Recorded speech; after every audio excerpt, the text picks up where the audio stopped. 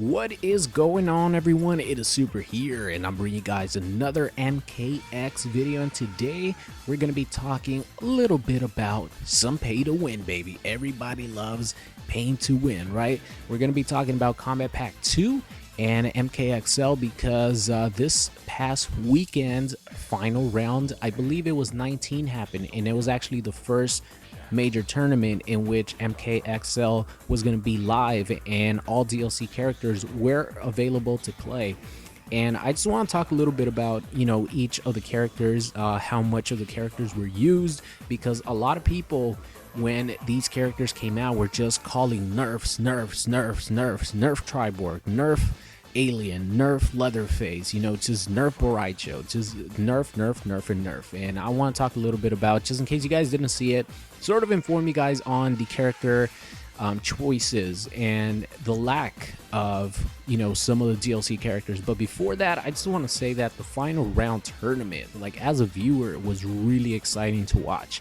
If you guys have never seen a fighting game tournament, make sure you guys just follow a couple of pro players on Twitter. You can follow me on Twitter as well if you want. I always watch every single major tournament for MKX, and now I'm gonna start watching every single tournament for Street Fighter 5 because the Street Fighter 5 portion, I love MKX. I'm the biggest MKX fan, but it did not even come 0.1% close to the amount of hype that was Street Fighter 5 top 8.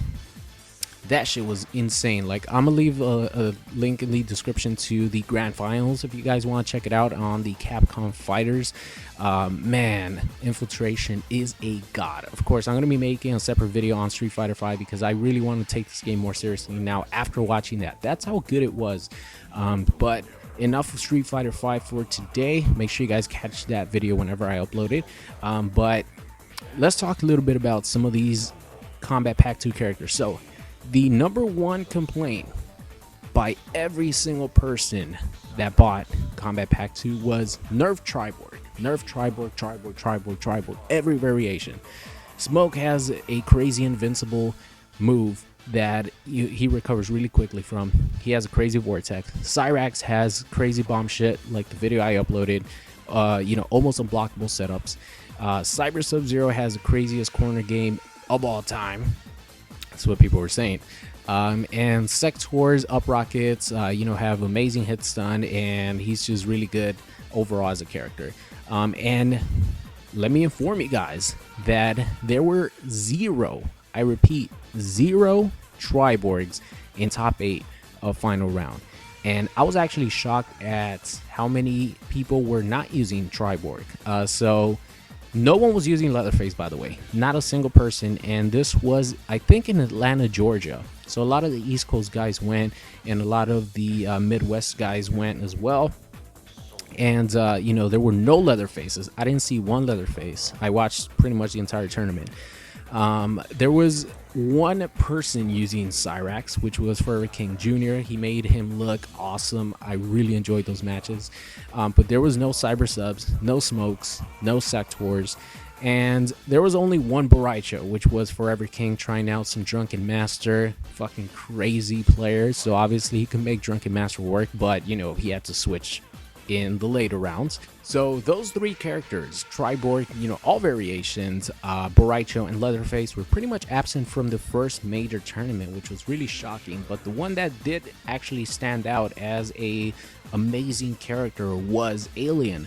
Sonic Fox actually ended up taking the tournament with Alien, but he didn't only use Alien, he actually used Unstoppable Jason in one round. He used Gunslinger Aaron Black. Was really fun for me as an Aaron Black fan to see him. He just has that character down to perfection. And he Aaron Black is pretty much like his main again now that they made his command grab actually plus, and hard knockdown, etc. So I like seeing Aaron Black being played by Sonic Fox. But he won the grand finals with Acidic Alien, and the other person who was in grand finals with him was using Tarkatan Alien. And a lot of people were just in the chat, alien, because the two finalists were using Alien in the grand final. So that's what pretty much went down here in final round, the first MKXL tournament. And pretty much left the question on what should they do to these characters. Are they balanced enough?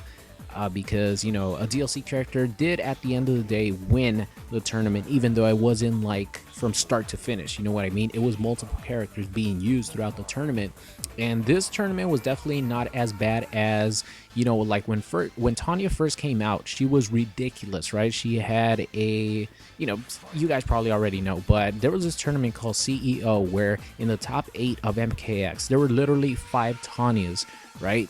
And she had a crazy teleport at the time, so it was just people in the crowd were literally counting how many times a Tanya would teleport in the Tanya mirror match, because there were so many of those in top 8. It wasn't even close to that. So I definitely think these characters are a lot more balanced than the Combat Pack 1 characters were. But I think they will do something to them. Hopefully they don't change anything about the other characters, like the Combat Pack 1 and base characters, because I think they're fine now. I would actually like to see, many tournaments where all these characters are the same, because during last year's tournament season, there was patches every month, something like that, changing up characters.